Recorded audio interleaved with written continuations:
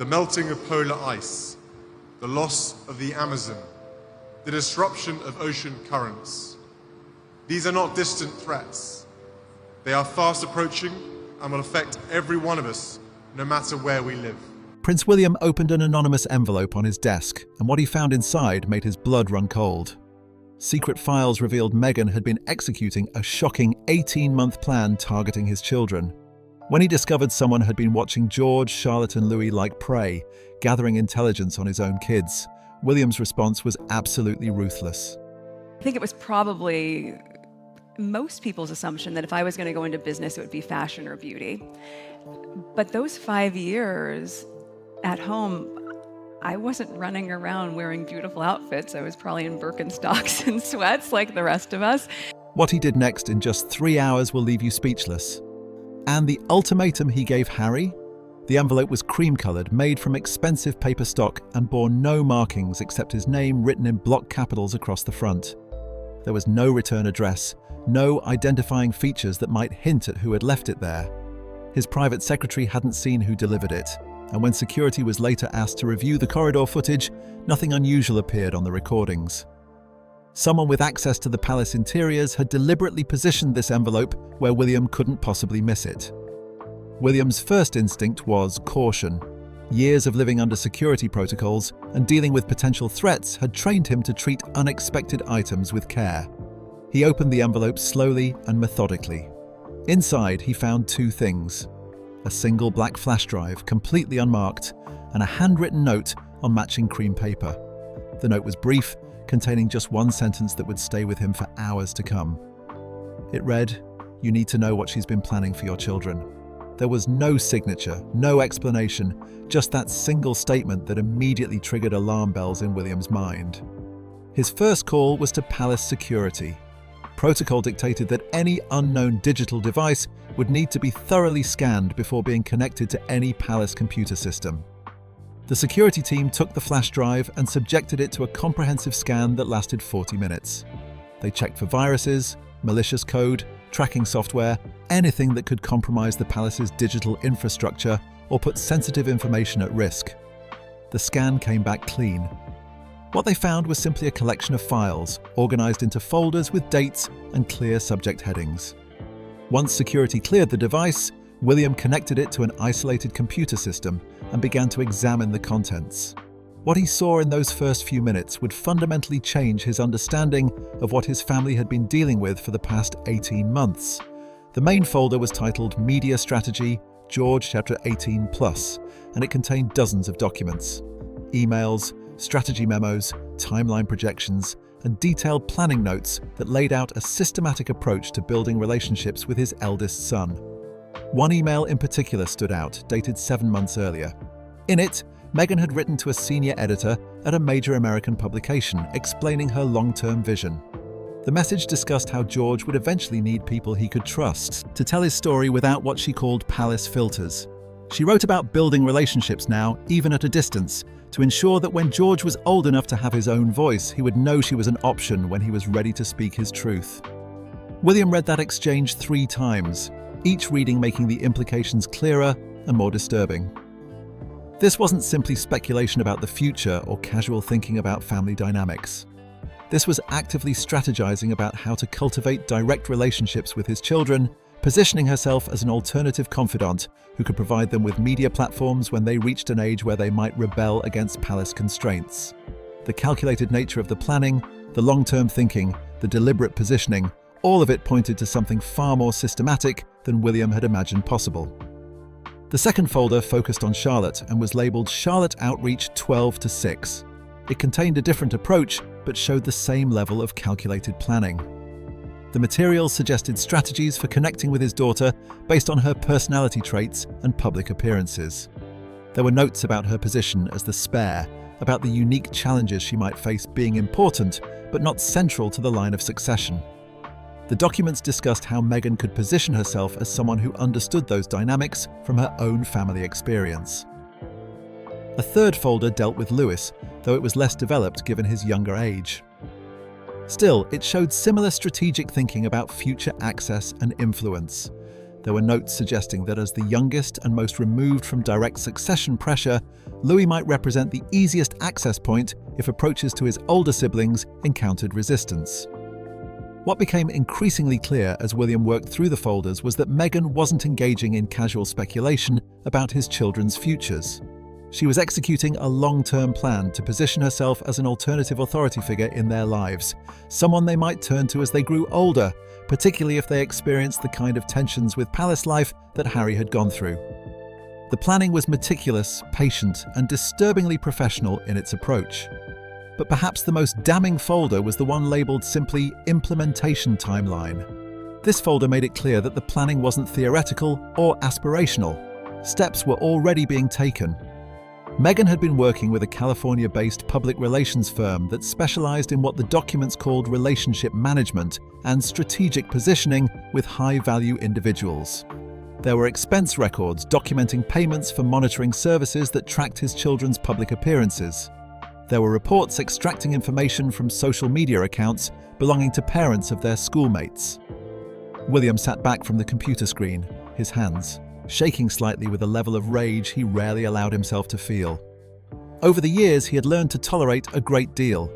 He had endured Sussex attacks on the institution, had read countless media stories painting him as cold or controlling, and had watched his brother be gradually manipulated into estrangement from the family. He had maintained his composure through all of it, understanding that public service sometimes meant accepting unfair criticism and misrepresentation. But this was different. This wasn't about him or even about the institution. This was about his children.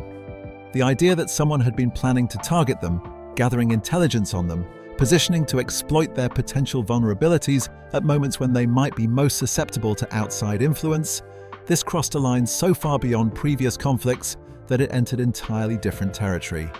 These were his children, and someone had been treating them as targets in a strategic operation for 18 months without his knowledge. William reached for his phone and made 3 calls in rapid succession. The first was to Catherine, asking her to come to the palace immediately. The second was to his private secretary, instructing him to clear his schedule for the rest of the day and prepare for an emergency meeting. The third was to Princess Anne, his aunt, asking if she could make herself available within the hour. He didn't explain the details over the phone, but the tone of his voice made it clear that something serious had occurred. As he waited for them to arrive, William went through the flash drive again, this time more systematically.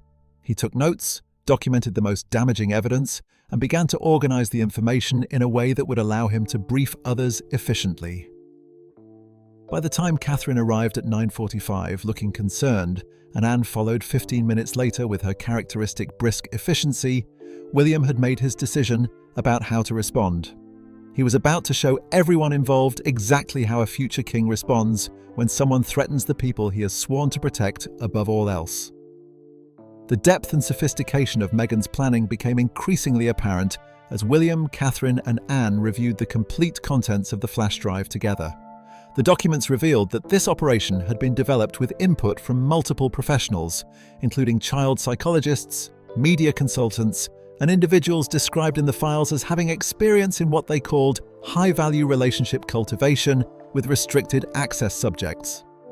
The language throughout the materials was clinical, almost corporate in nature, treating William's children not as family members, but as targets in a strategic operation requiring careful planning and patient execution. The materials focused on George were the most extensive, which made sense, given his position as future king and therefore the highest value target for anyone seeking to influence the next generation of the monarchy. The documents outlined multiple scenarios and prepared responses for each one. If George showed signs of struggling with his role or the expectations placed upon him, there were detailed plans for how Meghan could position herself through intermediaries as someone who understood the unique burden of royal expectations and could offer perspectives his parents supposedly couldn't provide. If George developed interests that conflicted with palace approval or traditional royal activities, the strategy outlined how Meghan could publicly support those interests, building rapport and creating a sense of gratitude that could be leveraged later. If he experienced any kind of personal crisis, whether a relationship difficulty, a public mistake, or a moment of rebellion, there were prepared approaches for how Meghan could reach out with support that would create emotional debt and ensure future access. Every potential scenario had been considered and planned for. The Charlotte materials reflected a different but equally calculated approach. The psychological profiling, apparently based on Charlotte's observed personality traits during public appearances and information gathered from other sources, suggested she would be more family-oriented than George and less likely to rebel openly against royal expectations. However, the analysis identified her as potentially vulnerable to feeling overshadowed by her older brother's status and the attention focused on the direct heir. Meghan's strategy for Charlotte focused heavily on the concept of being the spare and understanding the unique challenges that came with being important but not central. Several documents discussed how Meghan could position herself as a mentor figure who had experienced similar dynamics in her own family and could provide guidance that Charlotte might not feel comfortable seeking from her parents. There were plans for creating opportunities for connection, potentially through charitable work or public advocacy on issues Charlotte cared about, allowing Meghan to build rapport while appearing supportive rather than manipulative. The goal, explicitly stated in multiple files, was to ensure that Charlotte viewed Meghan as an ally and confidant by the time she reached her teenage years. The strategy anticipated that those years might bring tensions between Charlotte and her parents over issues of independence, public role, or personal choices, and Meghan wanted to be positioned as the understanding alternative when those moments arrived. The Louis materials were less developed, acknowledging that he was still quite young for detailed strategic planning. However, they showed the same fundamental approach of long-term positioning and patient relationship building. One note suggested that Louis, as the youngest and most removed from direct succession pressure, might actually be the easiest access point if the approaches to George and Charlotte encountered resistance from William and Catherine or from the children themselves. But what made all of this truly disturbing, what elevated it from inappropriate to genuinely sinister, was the surveillance infrastructure that Meghan had apparently established to gather the information feeding these strategies. The flash drive contained evidence of an extensive network of paid informants who had been providing regular updates on the Wales children for months. Some of these informants were former palace staff who had left their positions but maintained contact with current employees and could extract information through those relationships. Others were parents at Lambrook School who had cultivated friendships with other families specifically to gather intelligence. They would engage in what appeared to be casual conversations at school events or pick-up times, then report back on any information gleaned about the Wales children's activities, behaviours, friendships, or family dynamics. One individual, identified in the files only as Source 7, had been paid nearly £40,000 over 18 months to provide detailed monthly reports on the children's activities, behaviours, and any comments made by William or Catherine about parenting challenges or family dynamics. The monitoring extended beyond human sources to include sophisticated social media surveillance. While George, Charlotte, and Louis had no personal social media accounts, their schoolmates and the children of family friends did maintain online presences. Meghan's team had been systematically monitoring these accounts using advanced tools to identify posts that mentioned or depicted the Wales children. They extracted information about activities, friendships, interests, and social dynamics that wouldn't have been visible in official palace communications or public appearances. The flash drive also contained files showing that Meghan had been tracking William and Catherine's parenting decisions with an analytical eye toward identifying patterns or approaches that might create future tensions. Decisions about schooling, about how much independence to allow at different ages, about media exposure and public appearances, all were being documented and analysed for potential pressure points. One strategic memo suggested that if William and Catherine maintained strict control over the children's public presence into their teenage years, it would create precisely the kind of resentment that Meghan could exploit by offering alternative paths to public expression and autonomy. What Catherine found most disturbing as she reviewed the materials was a folder containing detailed psychological profiles of each child. These profiles had been written by someone claiming professional expertise in child development and family dynamics.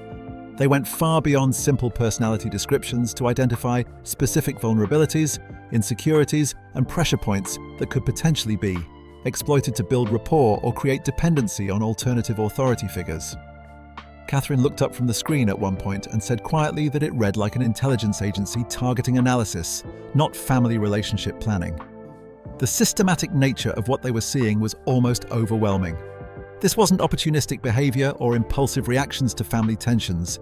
This was a carefully planned, professionally executed, long-term operation that had been running for 18 months without anyone in the Wales household detecting it.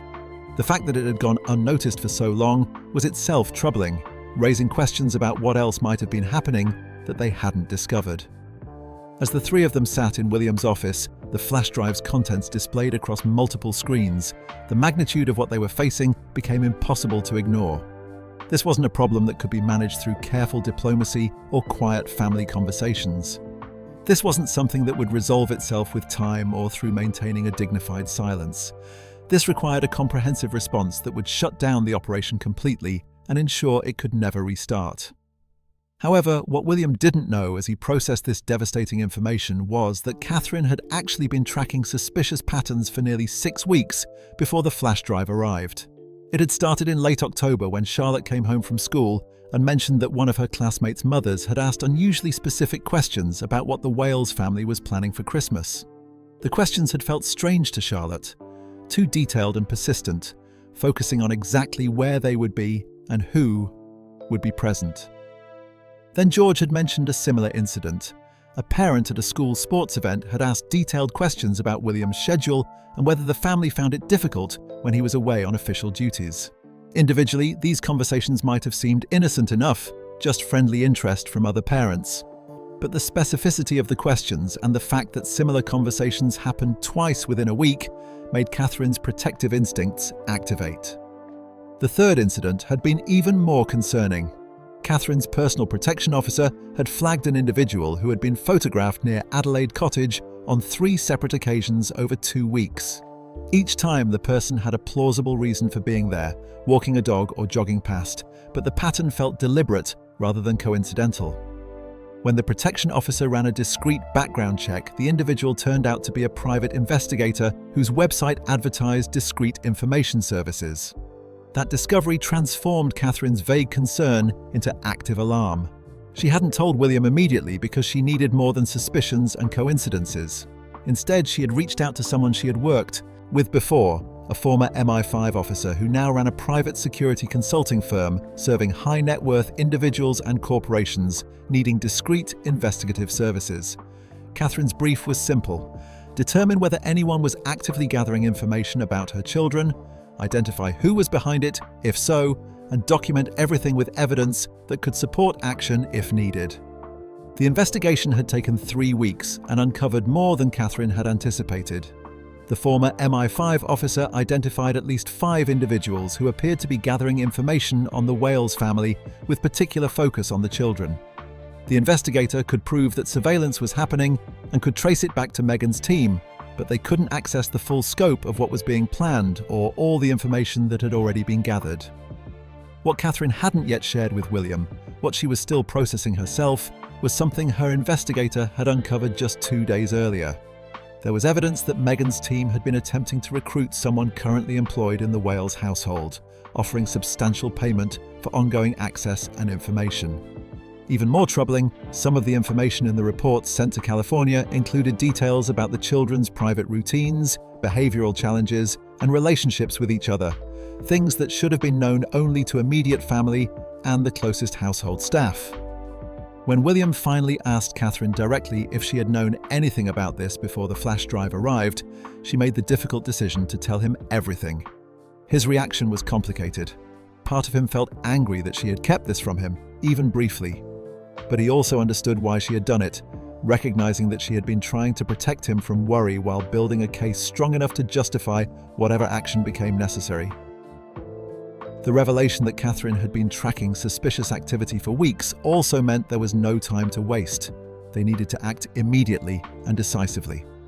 The emergency meeting was convened at 10:30 in a conference room at Kensington Palace that was regularly swept for surveillance devices and designed specifically for discussions requiring absolute confidentiality. William sat at the head of the table with the flash drive's most damning documents projected on screens around the room. Catherine sat to his right and Princess Anne to his left. Also present were William's private secretary, the head of palace security, the Wales family's senior legal counsel, and 2 representatives from the Royal Household's Intelligence Liaison Office who maintained relationships with MI5 and other security services. William opened the meeting with a directness that left no room for diplomatic language or softened interpretations. He stated clearly that Meghan Markle had been running an 18-month intelligence operation targeting his children, and he needed everyone in the room to understand that what they were dealing with wasn't family drama or media strategy. It was something far more serious, and their job over the next 3 hours was to help him shut it down completely and ensure it could never restart. The head of security, a former military officer who had managed protection for senior royals for over a decade, reviewed the evidence with professional detachment.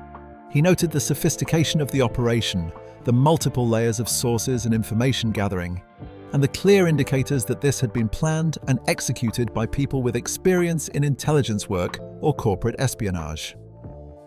The security implications were significant, not just for the immediate threat, but for what it revealed about vulnerabilities in the palace's protective systems. The legal counsel raised the immediate question everyone was considering. What were the legal foundations for action? Gathering information on public figures, even including their children, existed in a complicated grey area under both British and American law. They would need to identify specific violations that justified intervention, particularly if they were considering action in California, where Meghan was based and where American law would apply. Simply disapproving of someone's intentions or finding their behavior inappropriate wouldn't be enough for legal action. William had anticipated this concern and began outlining the specific violations he believed were documentable. The flash drive showed evidence of attempted recruitment of household staff, which could constitute attempted bribery or corruption under British law.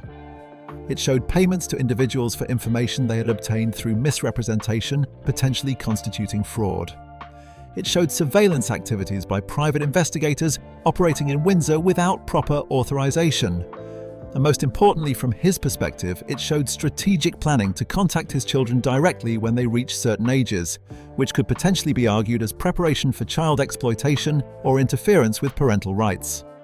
He made clear that he wanted every possible legal theory identified and prepared for use. This wasn't about finding one perfect legal argument. It was about creating multiple pressure points simultaneously that would force immediate cessation of all activities and make any resumption legally dangerous and financially costly. Princess Anne interjected with her characteristic directness. The legal questions mattered, but the strategic question mattered more. What was the actual goal here? Was it purely defensive, focused on stopping Meghan's operation and preventing future targeting? Or was it broader, using this evidence to neutralize what she called the Sussex threat permanently? The distinction would determine how aggressively they pursued various options and what kind of public exposure they were willing to risk. William considered the question carefully before answering. The immediate goal was protecting his children and stopping the active surveillance and intelligence gathering. The broader goal was ensuring that Meghan understood there would be severe consequences for targeting his family, consequences she couldn't survive financially, legally, or reputationally. He wanted her to be genuinely afraid to ever think about his children again. He also wanted Harry forced to choose between his wife's actions and any remaining relationship with the royal family. Catherine raised a practical concern that had been weighing on her mind. The children needed to know that something was happening without being frightened or made to feel they were in danger. They would need age-appropriate explanations that helped them to be cautious about unusual questions or contact from adults outside their normal circles, but without creating anxiety or damaging their ability to trust people generally. The private secretary addressed the administrative and constitutional dimensions that couldn't be ignored. His Majesty the King would need to be informed before any significant action was taken. The Prime Minister would also need to be briefed if they were seeking cooperation from law enforcement or intelligence services. They needed to consider carefully how this would impact the broader Sussex situation, particularly any ongoing discussions about Harry's status, potential reconciliation, or his relationship with the family. William's response was immediate and unequivocal. His father would be informed that afternoon. The Prime Minister would be briefed that evening. As for reconciliation with Harry, that possibility had just ended permanently. He was not going to maintain a family relationship with someone who was married to a woman treating his children as intelligence targets, regardless of whether Harry had known about it or not. The next 2 hours were spent developing what became a comprehensive action plan with multiple elements running simultaneously. The legal team would prepare several different filings. First, cease and desist letters to Meghan and her California public relations firm demanding immediate termination of all information gathering activities. Second, restraining orders prevent any contact with William's children through any means, direct or indirect. Third, a civil complaint seeking damages for invasion of privacy, attempted corruption of household staff, and intentional infliction of emotional distress. The legal strategy was designed to attack from multiple directions at once. Some filings would be in California courts where Meghan was based, others would be in British courts where the children resided and where much of the activity had occurred. The goal was to create legal jeopardy in multiple jurisdictions simultaneously, making it impossible for Meghan to focus her defense in one place or under one legal system. The security team would launch their own comprehensive counterintelligence operation. Every individual identified in the flash drive documents as a paid source would be interviewed by either police or palace security. Those who were current household staff would be terminated immediately and potentially face criminal charges depending on what the interviews revealed. Former staff who had participated would be confronted with evidence of their activities and warned of potential legal action. Parents at Lambrook School who had been gathering information would be identified to school administration and other parents, effectively ending their ability to continue surveillance activities. The intelligence liaison representatives would coordinate with MI5 to determine whether there were national security dimensions to what had occurred. The involvement of foreign nationals in systematic intelligence gathering targeting the royal family might cross thresholds that brought it into the realm of security services rather than just civil law enforcement. If MI5 determined that national security was implicated, it would open up additional investigative tools and potential consequences for those involved. Catherine volunteered to handle the family dimension, speaking with George, Charlotte, and Louis about what had happened in ways appropriate to their different ages. They would need to understand that some people had been asking questions about them that weren't appropriate, and they should report any unusual contact or questions from adults outside their normal trusted circles. The conversation would be delicate, requiring honesty without creating fear. Anne offered to inform King Charles, proposing to shield William from what would undoubtedly be an emotionally difficult conversation. She noted that Charles would struggle with this information. He would want to believe there was some explanation or misunderstanding, some way to interpret events that didn't require viewing his daughter-in-law as having deliberately targeted his grandchildren. Anne's bluntness and her position outside the immediate father-son dynamic might be exactly what Charles needed to understand the severity without getting lost in hopes for alternative explanations. William accepted the offer gratefully, recognizing the wisdom in having Anne deliver this information rather than doing it himself in a conversation that would inevitably become complicated by his relationship with both his father and his brother. The final element of the plan involved Harry specifically. William would send a formal letter delivered through legal channels to ensure proper documentation and avoid the complications of an emotional conversation. The letter would inform Harry of what had been discovered, would provide him with evidence of Meghan's operations, and would present him with clear choices about how to respond. There would be no ambiguity, no room for misinterpretation, and no opportunity to claim later that he hadn't understood the seriousness or the consequences. By 1:45 that afternoon, the War Room had produced a comprehensive strategy that would launch within hours. Legal filings would be submitted by the end of business day in California, where the time difference meant courts were still open and functioning. Security interviews would begin immediately with individuals in the United Kingdom who had been identified as sources. The formal notification to Meghan would be delivered by 5 o'clock London time, catching her California morning and giving her minimal time to mount any coordinated response or prepare counter-strategies. The legal documents were finalized by mid-afternoon. Williams's legal team had drafted materials that would fundamentally alter the Sussex situation and create legal problems for Meghan that she had never anticipated. The first filing submitted to California Superior Court was a civil complaint for invasion of privacy, intentional infliction of emotional distress, and conspiracy. The complaint was written knowing it would become public record upon filing, as civil complaints in California are available to any journalist or member of the public who searches court records. Every allegation was carefully drafted to be both legally supportable and publicly devastating to Meghan's reputation. A second filing submitted to the UK High Court sought a comprehensive injunction preventing Meghan, her agents, and anyone acting on her behalf from gathering information about William's children, contacting them directly or indirectly, or using information already collected for any purpose including media projects or commercial ventures. The UK filing also included applications under data protection law, arguing that information gathered about the children through improper means needed to be turned over and destroyed. Simultaneously with the court filings, cease and desist letters were delivered to 17 individuals and entities identified on the flash drive as having participated in Meghan's operations. The letters were sent by both courier and email to ensure immediate receipt. They demanded immediate cessation of all information gathering activities, destruction of all information already gathered, and written confirmation of compliance within 72 hours. The letters also warned that failure to comply would result in individual legal action against each recipient for their role in what was being characterized as a conspiracy. By evening, as London grew dark and morning progressed in California, the legal machinery William had set in motion was already generating results. Court filings were being processed. Cease and desist letters were being received and read by increasingly alarmed recipients. And somewhere in Montecito, Meghan was about to discover that actions have consequences, even for those who had grown accustomed to operating without them. The formal legal letter to Prince Harry reached him at 11:20 in the morning, California time, delivered by a process server to the Montecito property where he and Meghan had been living since stepping back from royal duties. Harry signed for the envelope, perhaps expecting another round of legal paperwork related to ongoing matters or administrative details.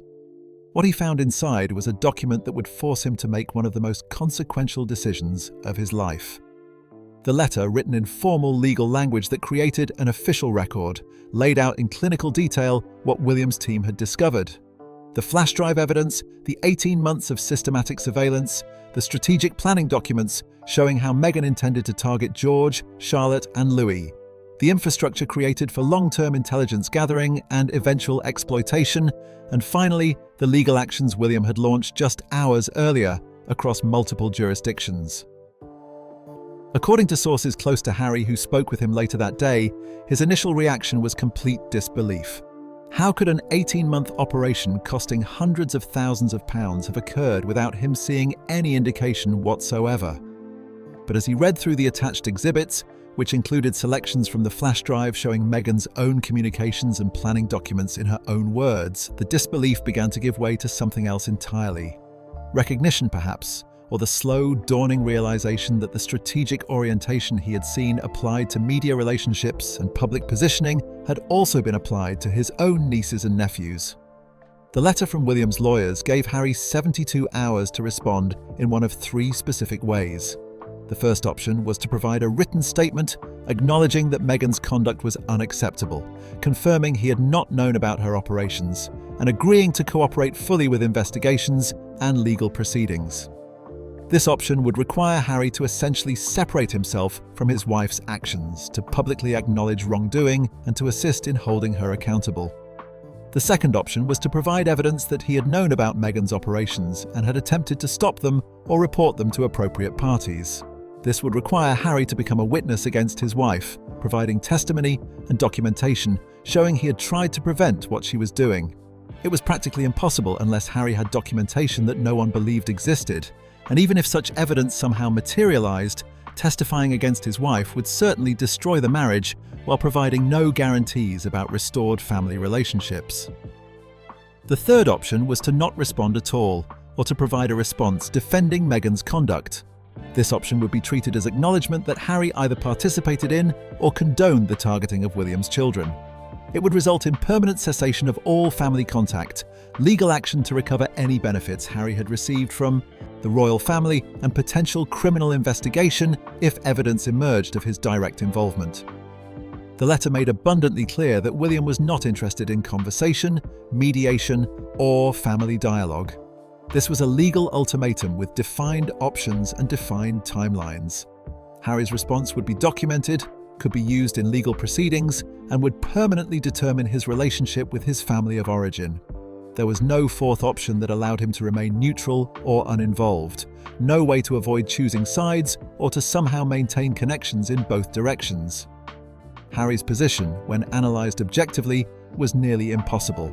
If he chose the first option, acknowledging Meghan's conduct and separating himself from her actions, he would effectively be ending his marriage, or at minimum, creating a breach that could never be repaired. Meghan would view it as the ultimate betrayal, would almost certainly proceed with divorce, and would ensure that Harry's relationship with his own children became complicated by litigation and animosity.